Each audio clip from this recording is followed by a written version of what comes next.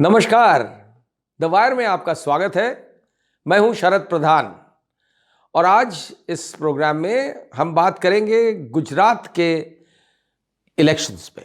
जी हां, चुनावी घमासान चरम पे है और पहला फेज ऑफ वोटिंग हो भी चुका है, लेकिन उसके बावजूद जो है ऐसा प्रतीत होता है कि कहीं ना कहीं बीजेपी जो 27 साल से वहां पे काबिज है सत्ता में, उसमें भी कहीं ना कहीं जबरदस्त घबराहट है।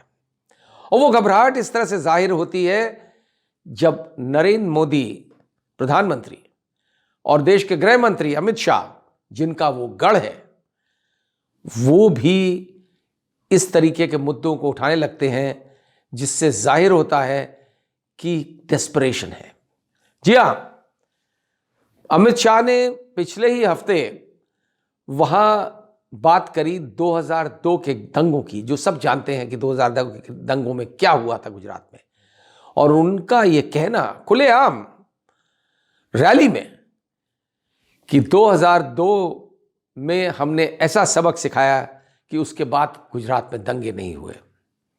इसमें कोई दो राय नहीं है कि 2002 के बाद वहां दंगे नहीं हुए, लेकिन ये अगर किसी देश का गृह मंत्री ये कहे कि 2002 में हमने ऐसा सबक सिखाया, सबको मालूम है कि मुस्लिम्स वहां रिसीविंग एंड पे थे और जिस तरीके से वहां कत्लेआम हुआ, ठीक है कि वो उसकी शुरुआत गोधरा में हुई, लेकिन जिस तरीके का वहां पे हुआ और सबका ये मानना है कि जिस तरीके से वहां टेरराइज किया गया, उसमें तो कोई शक नहीं है किसी को।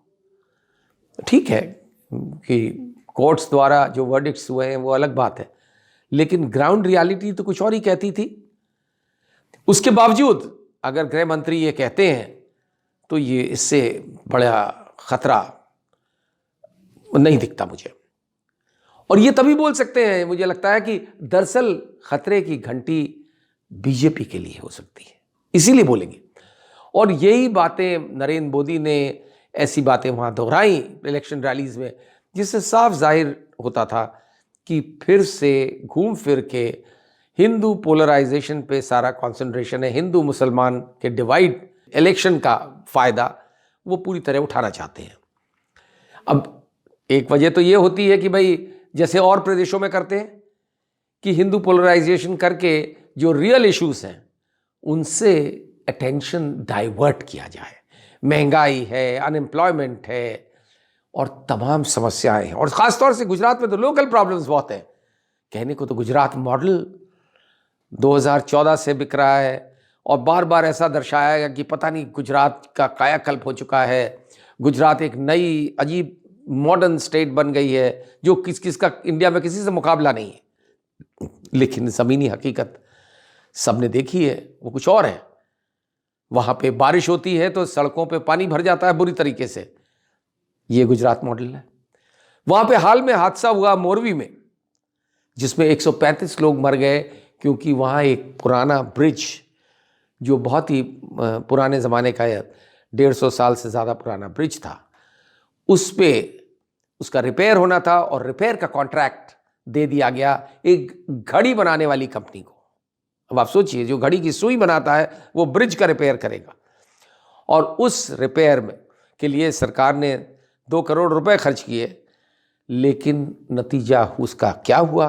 खुलते ही वो ब्रिज टूट के गिर गया, और जब उसके ऊपर लोग जश्न मना रहे थे तभी वो ब्रिज पैदल चलने वाला ब्रिज था, जो उसमें ये हालत हुई। उस मोरवी का असर गुजरात के और इलाकों में ना पड़े, इसका पूरा प्रयास किया गया। इस वजह से भी बार बार हिंदू मुस्लिम इश्यूज दोहराए जाते हैं, और इसी वजह से शायद अमित शाह को सहारा लेना पड़ा 2002 के दंगों का, याद दिलाते हुए कि देखो हमने सबक सिखा दिया था, उसके बाद दंगे नहीं हुए। तो ये चीज़ें और इसी तरीके की बातें नरेंद्र मोदी करी, और नरेंद्र मोदी ने तो ये तक कर डाला कि 2 रोज पहले, 3 रोज पहले उन्होंने अहमदाबाद में, जो सेकेंड फेज ऑफ पोलिंग का में आता है, वहाँ पे लगभग 50 किलोमीटर का दिन भर का रोड शो किया। अब ये बात अलग है कि प्रधानमंत्री Narendra Modi 24/7 into 365 days election mode में रहते हैं, और कहीं पे भी हो बीजेपी का इलेक्शन, किसी स्तर का इलेक्शन हो, चाहे वो लोकसभा हो, चाहे विधानसभा हो, चाहे म्यूनिसिपल इलेक्शन हो, वो सबसे आगे आगे वो होते हैं। कोई बात नहीं भाई, ठीक है, आपको लगता है आपके पास एक ही फेस है क्योंकि बीजेपी में और कोई सेकंड लाइन तो है नहीं, तो उनको ही मौजूदगी ज़रूरी है। लेकिन गुजरात में ख़ास डेस्परेशन इसलिए दिखता है कि गुजरात उनका होम स्टेट है, और अगर गुजरात में बीजेपी के नैया पलटती है तो नरेंद्र मोदी स्वयं के लिए बहुत बड़ी खतरे की घंटी हो सकती है, क्योंकि कंट्री वाइड क्या मैसेज जाएगा।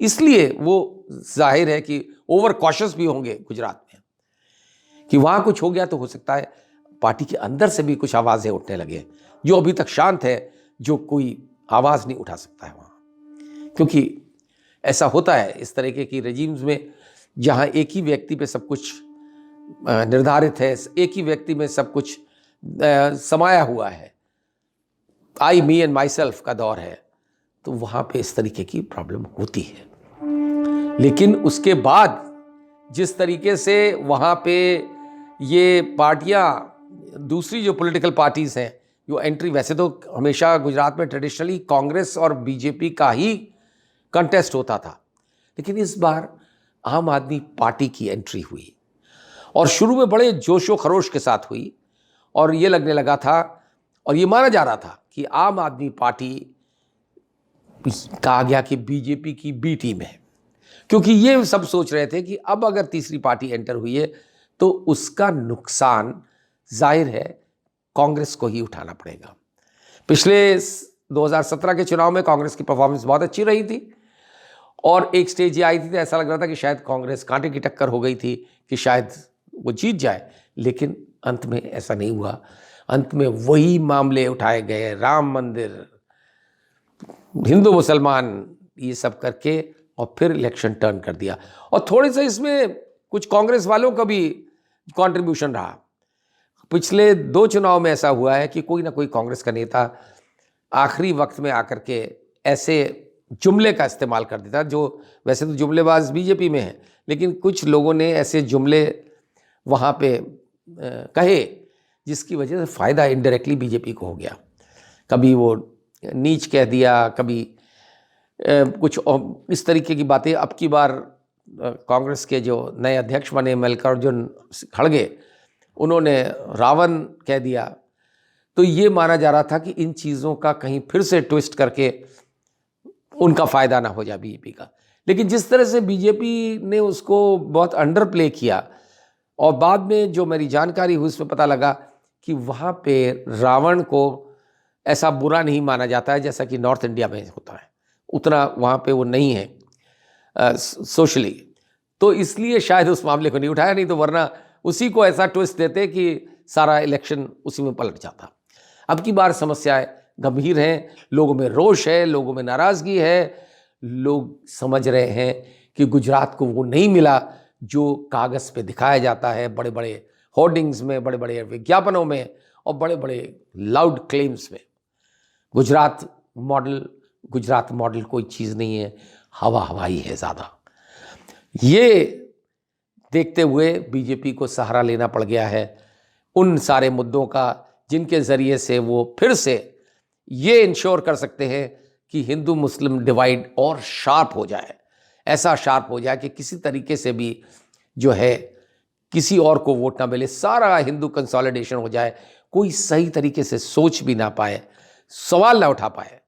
और जो भी कमियां हैं, चाहे वो महंगाई हो, पेट्रोल की महंगाई हो, गैस की महंगाई हो, खाने के पदार्थों की महंगाई हो, चाहे घोर अनएम्प्लॉयमेंट हो, बेरोजगारी हो, कुछ भी सामने नहीं आएगा, उन सबको दबा दिया जाएगा इन इमोटिव इश्यूज से। यही सोच के लड़ा जा रहा है। अब देखना है कि पहला फेज हुआ, उसमें गुजरात की 182 में से 89 सीट्स पे पोलिंग हो चुकी है। टर्नआउट पुअर हुआ, पुअर इन द सेंस कि पिछली बार जो 68% था वो अब की बार गिर के 64, माफ़ करिएगा, 61 या 62% पे रुका है। तो इस जाहिर है काफ़ी डिफरेंस है, और इतना कम होने से किसका फ़ायदा किसका नुकसान ये तो पता लगेगा 8 दिसंबर को। इसी बीच 5 दिसंबर को सेकेंड राउंड ऑफ पोलिंग होगा। सेकेंड फेज में जो बची हुई 93 सीट्स हैं उन पे वोट पड़ेगा। अब देखें, इसमें जो गुजरात में कहा यह जाता है कि जो अर्बन सीट्स हैं उनमें बीजेपी का वर्चस्व बना हुआ है, क्योंकि वहाँ पे ये इमोटिव इश्यूज, हिंदू मुसलमान के इश्यूज ज़्यादा कारगर साबित होते हैं।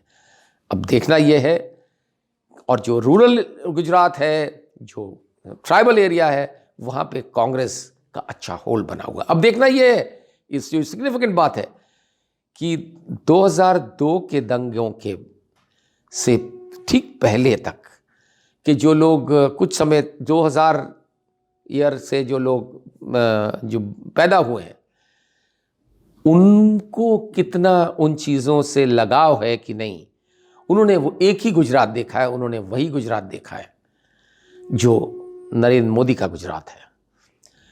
अब समय बताएगा कि वो यूथ किस तरफ जाता हो, क्योंकि यूथ एक बड़ा टर्न दे सकता है। दूसरा, महिलाओं के बारे में भी गुजरात में कहा जाता है कि महिलाओं के इश्यूज को बहुत हाईलाइट नहीं किया गया है।